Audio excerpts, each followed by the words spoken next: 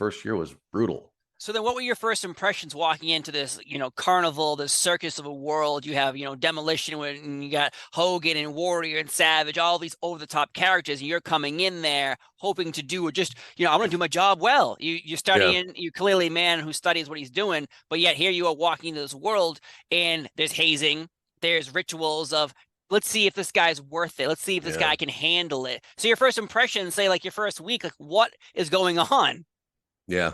Well, I remember a couple of things that really stand out to me to this day. I remember, if people are familiar with the television facility in Stanford, it still exists. They haven't moved to the big giant building yet, Yeah.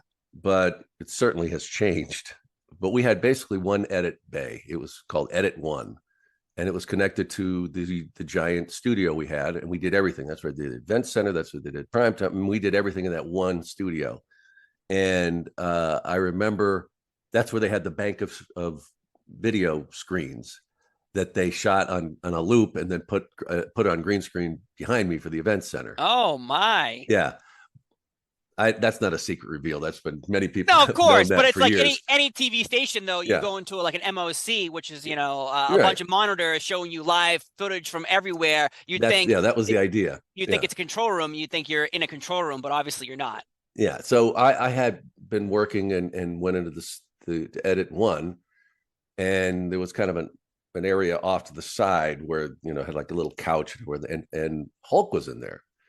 Terry was in there, and I remember walking in there, and he kind of looks at me like, who are you? And I said, well, Sean Mooney, I'm one of the new announcers. And he said, oh yeah. He said, don't unpack. Or but it was to basically tell me, you're not going to last. Oh. And it was, they were constantly testing to see your mettle, like how Mm-hmm. you took things. And I think I said something like, well, I've been living out of a suitcase for a month, so it'll be easy, or something like that. And he kind of looked at me like, oh, brother, then it just kind of realized that I wasn't be like, oh my God. Yeah. And then the other one was like one of the first times I went to a live event. They drove me up to New Haven, and I wasn't working. It was just kind of see how everything went down. And I remember walking into the back of the arena, and everybody's they're in costume and walking around, and I just looking at there was a table, and there's Mr. Fuji, there's Axe and Smash, and I maybe Andre, and they're like playing cribbage Oh yeah. in full, the spikes and Yeah. whatever like that. And I'm just looking, and I'm going, I have joined the circus. This is it. I did, and but what a great time. It was one of the best times of my life, and it's helped me in every aspect of my career. I'm forever grateful to Vince McMahon for taking that opportunity with me and just letting me have it. What was your relationship like with Vince McMahon? Because, in the world of professional wrestling, he's a busy man, but at the Yeah. time, he's probably trying to build an empire and needs everyone on the same page. So, what was your daily relationship like with him? Well, it was pretty awesome back then because the company was very small at the time. And we're Mm. talking, 1988 when I first went there, and everything was based in Stanford. They hadn't built the tower. The tower wasn't done, and so they still had offices downtown. And then we had the TV facility, and everybody was. I always refer to it was like Camelot because basically the McMahons owned Stanford. There wasn't really anything that big there. So and Vince drove that big Clenay, those this big giant car with the convertible. And of course, at the time, he was wearing the three-piece suits of every color. Wow. There, you can Not imagine. not Yeah, his and Zumba, not his Zumba pants I already yeah, see no, pictures of. that was another phase. Oh, okay. But he would wear the three-piece suits with, it would be, bright yellow or orange or purple or whatever. And he'd drive through Stanford, coming up through town. Everybody, saw him, and the staff wasn't that big. I knew everybody. I knew people that were with the sales team. They were around all the time. I mean, that's how close knit it was. Hmm. And everybody at the facility hung out. Lord Alfred Hayes was my best friend. I mean, his lordship and I would go down to, Sono, South Norwalk, and hang out. And that was kind of the place to be. But it was a small family. And Pat Patterson would have parties, and everybody would go, and Vince would have a party, and everything was just blowing out. They'd have live bands, and it was the good and the bad with that, because you had to go. It was that small of a thing. Yeah. And so you pretty much, when they had a gathering, you had to be there. But at the same time, it was awesome, because it was a small, really, group of people. Kevin Dunn was pretty much a executive producer at the time. He hadn't really moved up to where, of course, he ended up. Bruce was running the studio, but it was a really small unit. And we all lived there, and we'd travel, either every week or every other week or something like that. And then we'd be back that night. It was a pretty crazy time. And here I'm 20 something years old, going along. I know. The envision in my brain, the vision I see is a wrestling party, but everyone, obviously they're probably not, but everyone in their gear, like, yeah, it's a great party here at Vince's house. Yeah. Oh, we're going to the show tonight too. Cool. Hey, Warrior. Hey, I imagine it being a crazy scenario of, hey, I see these people all the time, but also going to be forced in a way. It's fun, but going to an office party, it's like a Christmas party at any organization you work at. You kind of have to go.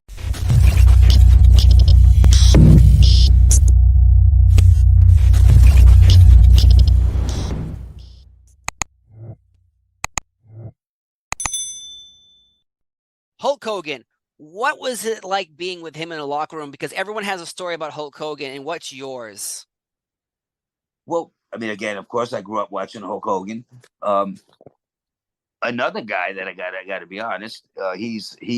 So when I came to WWE, I did stuff with him as when I was Nunzio. So, and then after I left WWE, so I did stuff with him. So I didn't know if he was going to remember me or not, but when he went to TNA and Dreamer got us all into TNA, and I saw him again, he talked the way he talked to me and stuff, and I could tell he remembered me from WWE.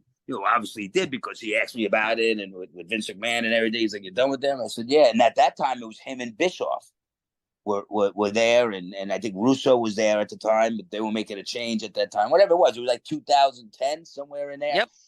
I came in for the one pay-per-view, I think it was. So like with Hogan, so he remembered me. Now, I don't think Hogan was going, we need to hire that guy.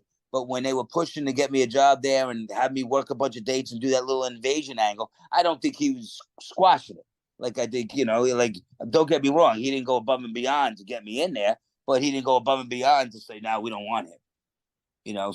So my relationship with Hogan, again, only because of what I did with WWE and the angles that I was involved in, I dealt with him personally. And then if you look back, and you can find it, I have on-screen camera things with him, not wrestling against him, but like when we were doing the investigation, FBI, like we were standing there, and they were doing like we were Sherlock Holmes. Like the three of us were like, we're going to get him. Our backs are to him. And he walks right behind us in the camera. So make us look stupid. Like he can't hide from us. Meanwhile, he just walks behind us in the Captain America outfit, and we're sitting there with our backs turned saying, he's never going to get, we're going to. I'm just saying stupid shit like that. Yeah, I loved it. I love those angles. I love the FBI investigating if Mr. America was actually Hulk Hogan or Hulk Hogan's Mr. America. Those are classic moments that are core memories for a lot of us. Yeah, it was excellent. So again, I did have like my relationship with Vince is because I did stuff with him. Then of course you didn't ever discover, though, because we're still here trying to figure out, is Hulk Hogan Mr. America or is Mr. America Hulk Hogan? The FBI. I can tell you the truth. I saw him without the mask in the dressing room. It's definitely Hulk Hogan. I saw it back then. I just couldn't say anything. You blew my mind, Nunzio. You have blown my mind. Cat's out of the bag. Oh my God!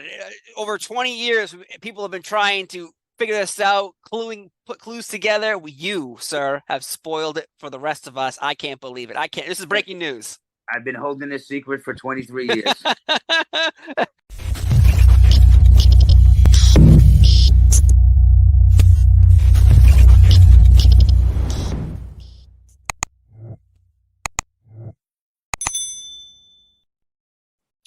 Oh, le dieron a mi amigo! Le dieron a mi amigo! The chair shot of Hulk Hogan when he's potatoed you? Yeah, was it WrestleMania 17? Oh, and what, Hogan versus Vince? Yes. When he hit 19. me- That'd be 19. 19. 19. What worked was it was a top secret. Carlos knew, Shane McMahon knew, the referee knew, and Vincent Hogan. And at the little meeting, Hogan says, those were the real heavy chairs they used before. He said, just put your hands, protect yourself. And I said to him, I'm old school. If you look at my matches, you never put your hands before, and you go head first into the ring post, you will go head first up. So that was my school. So I said to Hulk, I said, no, just let me have it. I don't put my hands. He says, I'm Hulk Hogan. I'm gonna let you have it. And I said, yeah. And he did. He made me believe in Hulk Hogan because he did so freaking hard. And the call of Carlos. How do you call it in Spanish, Carlos? Rough translation. It would be, oh, they hit my friend. And in Spanish, Carlos. Le dieron a mi amigo. Now so they hit my friend. They hit my buddy. That is still over. And I remember a conversation that Austin and Booker T were watching in the hallway in the back in the dressing room, and nobody knew. So when I get in the middle, Austin is saying to Book, Hugo's getting it away. He used the F word, but I'm not saying it here. Hugo's getting it the F way. And then when Vince ducks that Hogan hits me, then everybody knew what happened. But at that moment, nobody knew that it was going to happen.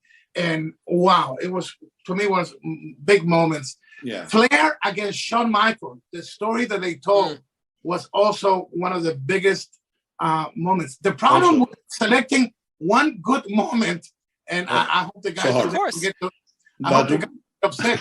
But at the time that Carlos and I did this, Attitude Era, there were great moments most of the freaking times.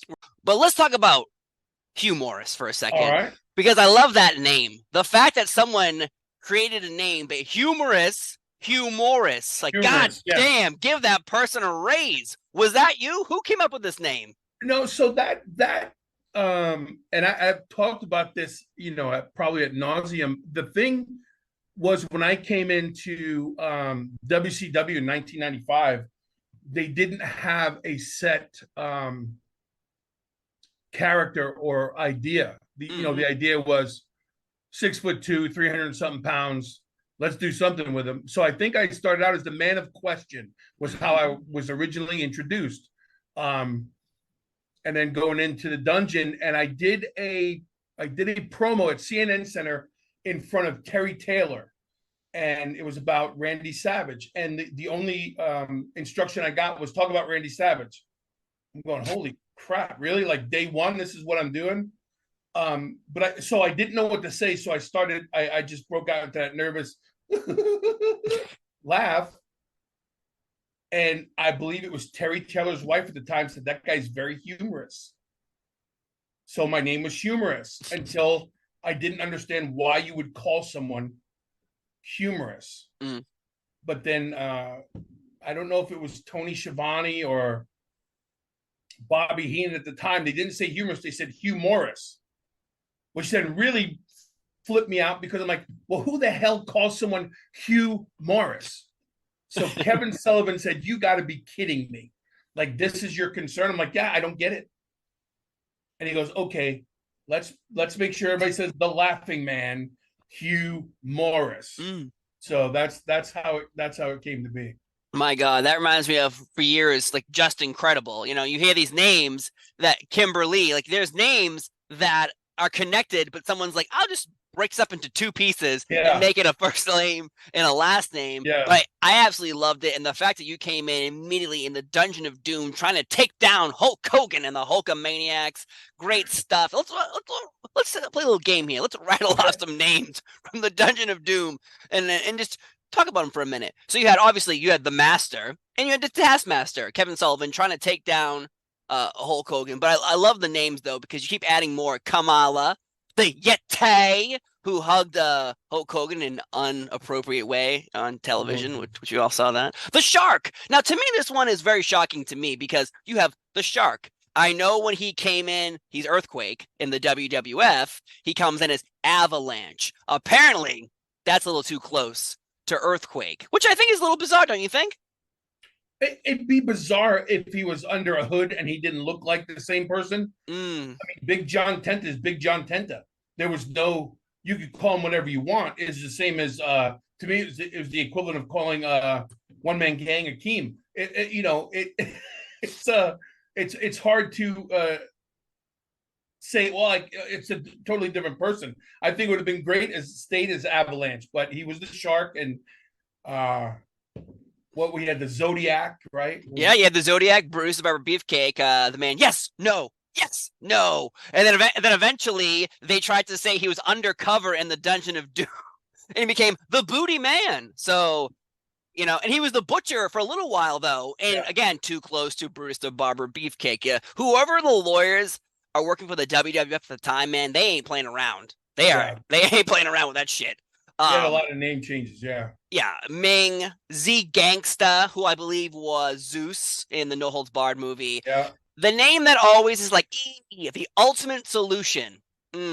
I don't think people have looked up that name before they gave it to him. That involves a lot of Nazi stuff and Hitler, and that's the stuff you don't want on television. Loch Ness, someone who lasted like 2 weeks, and the Barbarian. There were so many others, but that group to me was outstanding. Those backstage segments. Where are you filming all those segments inside the dungeon? We were brought into. That was in a big warehouse in Tampa, and so we would fly into Tampa every week or every other week and shoot a bunch of the vignettes there. But it was a big warehouse. We were there all day long. I think a lot of us should have had black lung from all the smoke. Oh, no. You're coming through the entrances and all that stuff. But it was a lot of fun. But for me coming in, I was like, I'm surrounded by some of the biggest men in the industry. I mean, I'm talking about not even just name wise. I'm talking about size wise, where I believe I might have been the smallest person in the Dungeon of Doom. Wow. Until Conan, I was the smallest person in the Dungeon of Doom.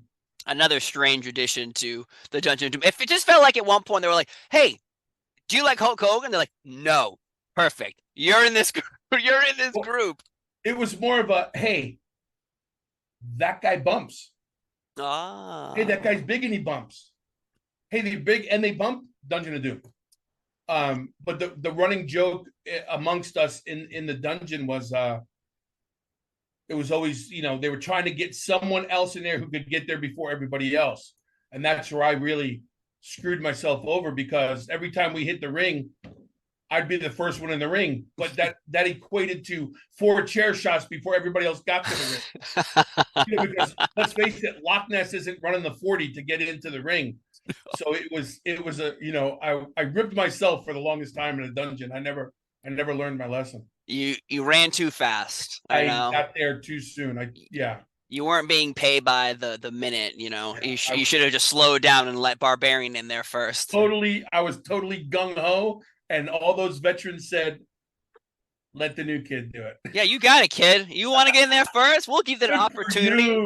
Yeah, they're all laughing behind your back like this. Yes, shit. Absolutely. Absolutely.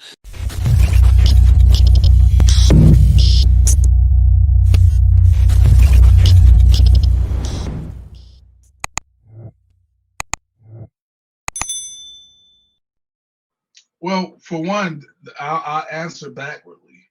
From a backwards perspective, I got injured in that match. The first minute in, AJ dropped, first minute and a half, 2 minutes, AJ dropped me on my shoulder. I don't know if you... At lockdown. At lockdown. So yes. If you're not aware of that, just go watch the beginning. I wrestled Earl Hebner is in my ear after I said my shoulders snapped, broke, whatever. He's saying, they say just take it home. Just end the match. And I'm like, no, I'm not going to end this match. Like, no, I'm not going to do that. I don't know what the decision was. I do know that when you have 12 to 15 people sitting around a table arguing over a decision, then that's kind of what it was. Dixie Carter came out and was like, we decided that we're going, I got my mom there, I got my brother there. in St. Louis, flew him there, and it was supposed to be my time. And so it was a moment where I was disappointed, but at the same time, as I ask you, what would that done for my career if I fought it right then and there? It could have looked like you were hard to work with, difficult to work with. Yeah, it could look that way. That would have got out. I would have been called difficult. And then if Dixie, Hogan, they whoever was making the decisions, and Eric Bischoff, he don't want to do business, send him home. Right.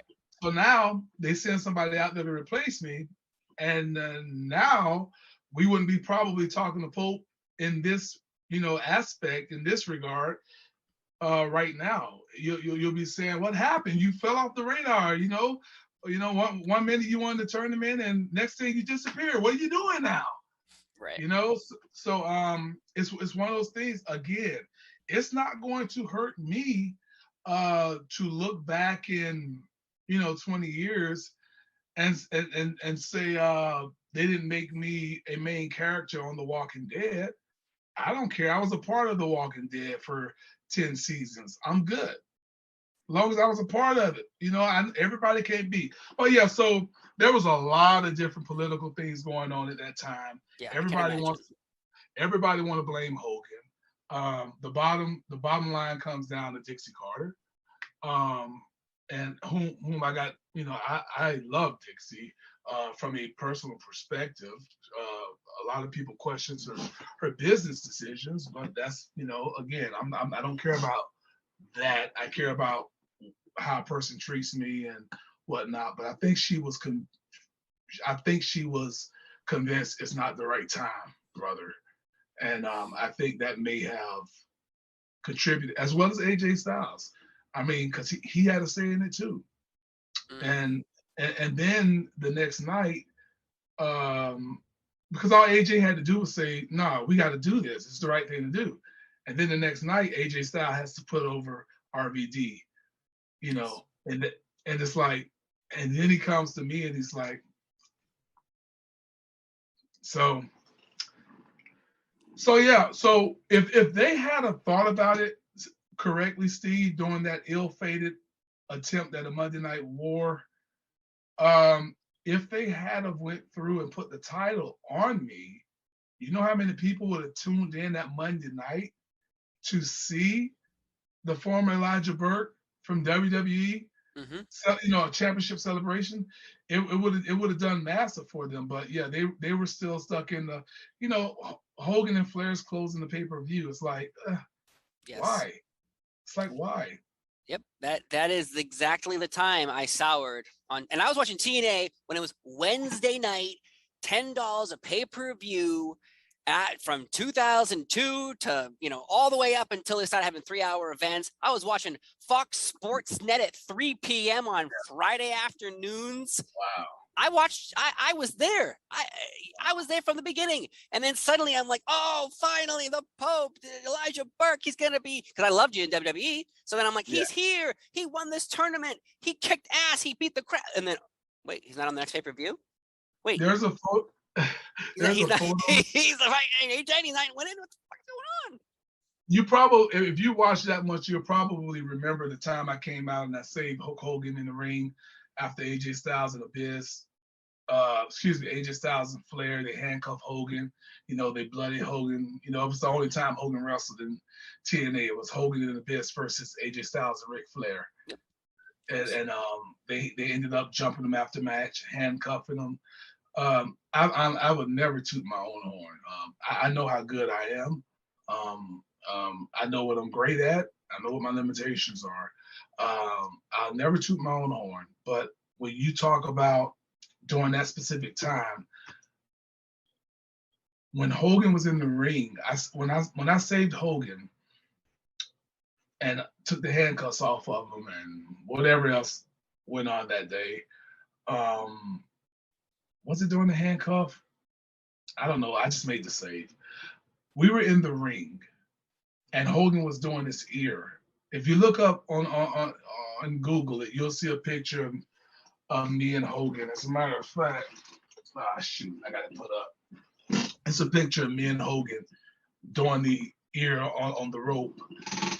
So when Pope calls for the crowd, Pope always uses his hand, just spread out, whatever.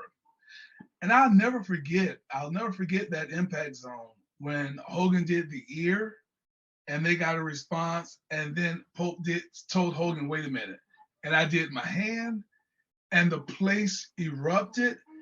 And then Hogan, after trying again, and I did the hand and they erupted louder, Hogan started doing the hand and I was like, wow, like, man, I'm in here with Hogan and I'm getting a better response at that particular time. So yeah, pretty cool.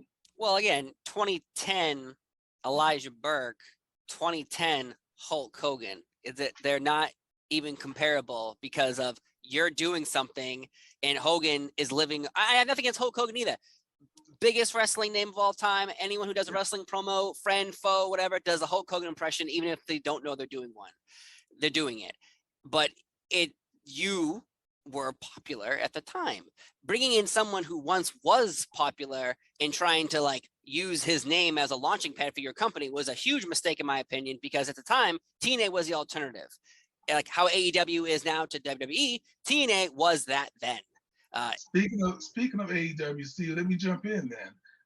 Here's why the fans, I believe, outside of the respect and fandom that was already there for Elijah Burke, the reason they were so invested in the Pope is because it was in an instance, it was homegrown. They played a part in the Pope becoming the Pope. The fans did, aka Wardlow in AEW. The reason the fans are so behind him is because they feel like we're doing this.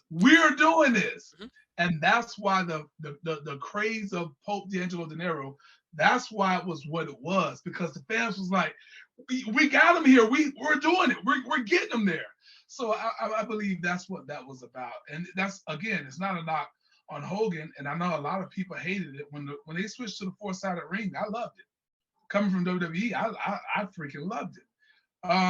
Prior to going over, even before I got called up to WWE and I was watching, when they went to Fox, when they switched to the six-sided ring, I always tell a wrestling fan, and again, this is everybody have their own likes, but I never stopped to watch a 6 or 8-sided ring wrestling contest because it was just weird to me as a wrestling fan. It did not come. It just, it's bad enough that guys get lost in transition as far as direction goes in the 4-sided ring. Can you imagine when they're shooting off one way and guys are running the opposite? Like, it's like, what is going on? Yeah. But I agree with those who loved it because it was the alternative, and the 6-sided ring was in a way their identity. Yeah. It was their identity, but man, that ring hurt like hell.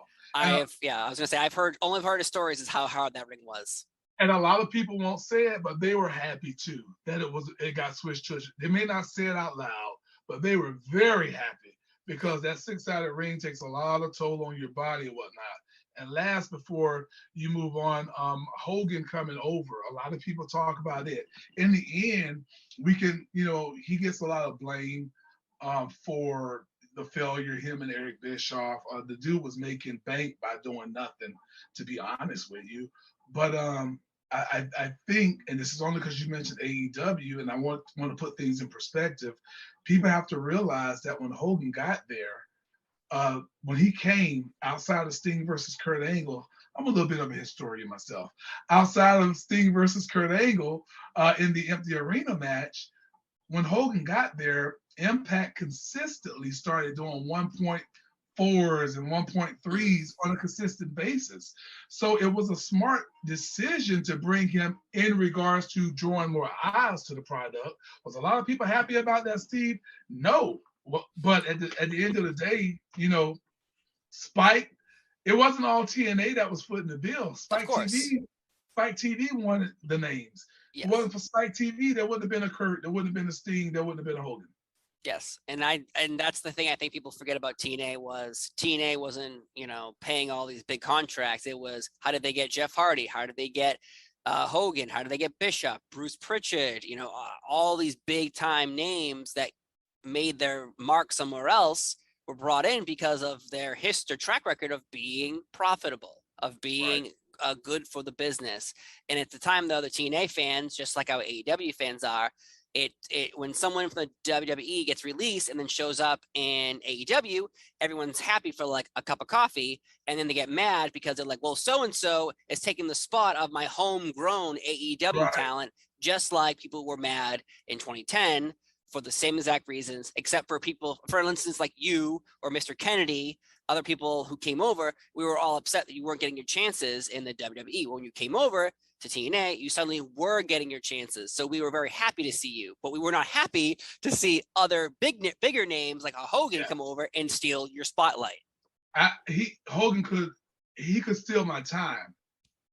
He can steal some time. He could never steal my spotlight. As soon as I said the word spotlight, I was like, he's ready. Yeah. he's got his comeback ready. Yeah, no sir. So let me ask you this question. Let's just you mentioned Mr. Anderson. Yep. Pope and Anderson should have been headlining several pay-per-views there. Yeah. I mean, when you talk about talent that just went, you know, gosh, like I'm just looking back. I think we maybe did one pay-per-view together. That we worked together, but man, we should have been tearing that place up from top to bottom.